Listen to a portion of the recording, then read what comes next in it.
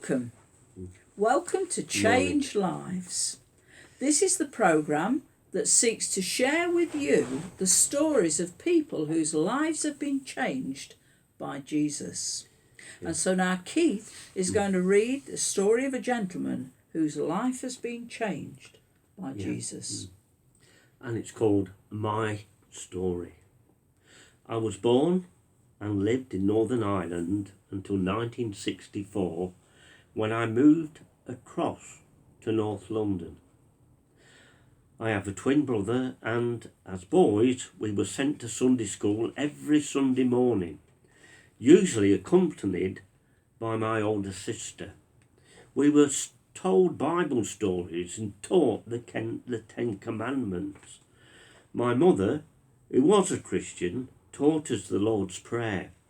Every time my brother and I misbehaved, even when quite young, she would make us both kneel down with our heads on her lap, and we had to recite the prayer after her. As a teenager, I had outgrown Sunday school and soon left of going to church. My dad took me from school at 15 to work with him in the building industry, mainly for the farming community. It was hard work in those days, and I got little or no pay. At nearly 18 years of age, I left the building work and went and trained as a psychiatric nurse.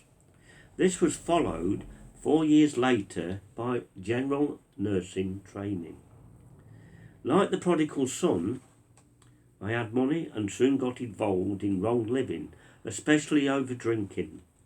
As I look back, I know I only survived drunk driving because the hand of God was upon me.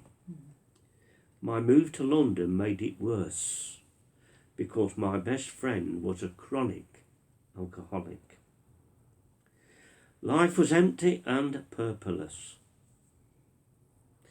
Although surrounded by people, I was very alone and miserable.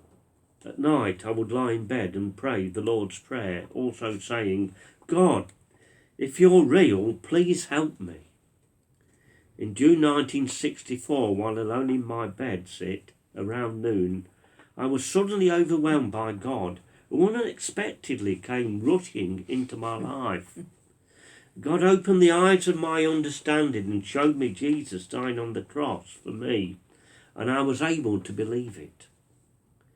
An unexplainable warm feeling rose up within me, and I knew that God had come into my life.